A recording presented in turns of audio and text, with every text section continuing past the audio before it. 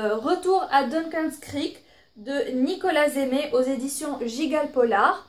Ça c'est un SP que j'ai reçu très gentiment de la maison d'édition qui me l'a proposé. Dès que j'ai lu le résumé, j'ai tout de suite tilté. Je me suis dit ça c'est pour moi et franchement ça a été le cas. Donc ça c'est, je dirais que c'est un roman noir, un roman d'ambiance, un roman très centré sur les personnages, sur le relationnel, sur le côté passé-présent puisqu'on a beaucoup de flashbacks. Et l'histoire tourne autour en fait de trois personnes qui sont adultes lorsqu'on les retrouve, mais qui se retrouvent un petit peu plongées dans leur passé, de par un événement qui va se produire, qui va les amener à revenir en arrière et repenser à un incident qui est arrivé dans leur adolescence, pas enfance, adolescence, voilà.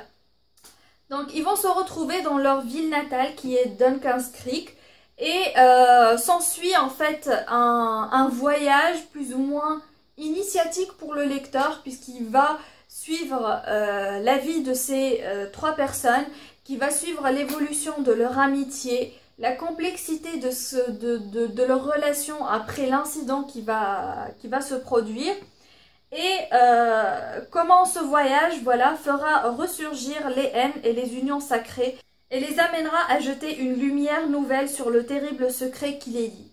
Ils n'auront alors plus d'autre choix que de déterrer les vieux cadavres, quitte à renouer avec la part d'ambre qui les habite et à se confronter à leurs propres démons. Alors je trouve que ce paragraphe résume très bien le roman, ça met vraiment dans l'ambiance et d'ailleurs le style d'écriture de l'auteur que je découvre avec énormément de plaisir. Décidément le mois d'octobre ça a été le mois des découvertes. Et on m'a conseillé d'ailleurs de lire Seuls les vautours, qui est absolument excellent d'après ce que j'ai entendu. Et je n'en doute pas une seconde, vu que j'ai absolument adoré Retour à Duncan's Creek.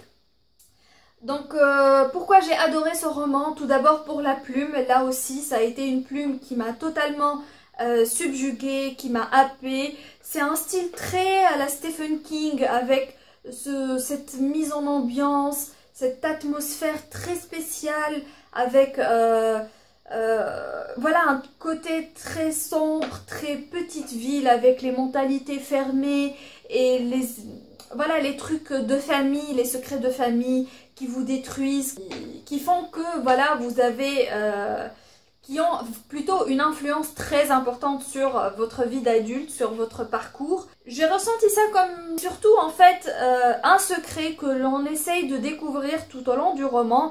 Et l'auteur, c'est comme s'il nous prenait par la main et nous faisait voyager un petit peu dans le temps. J'ai adoré la construction du roman puisque c'est écrit, des chapitres on a aujourd'hui, comme ça. Et d'autres chapitres on a hier, comme ça. Et donc pour les chapitres d'aujourd'hui, c'est les chapitres qui narrent ce qui se passe en ce moment. Et pour les chapitres avec hier, c'est des flashbacks, des retours en arrière pour voilà, faire avancer l'histoire dans le passé. Donc on découvre petit à petit comme ça ce qui se passe, la tragédie qu'ils ont vécue, comment ils ont réagi à cette tragédie, après les conséquences que ça a eu sur leur vie et pourquoi on se retrouve en fait à faire ce voyage initiatique. Comment vous dire que je vais certainement me jeter très prochainement sur un autre roman de Nicolas Aimé. J'ai été totalement subjuguée par la plume de cet auteur et j'ai très hâte de le découvrir dans un autre roman.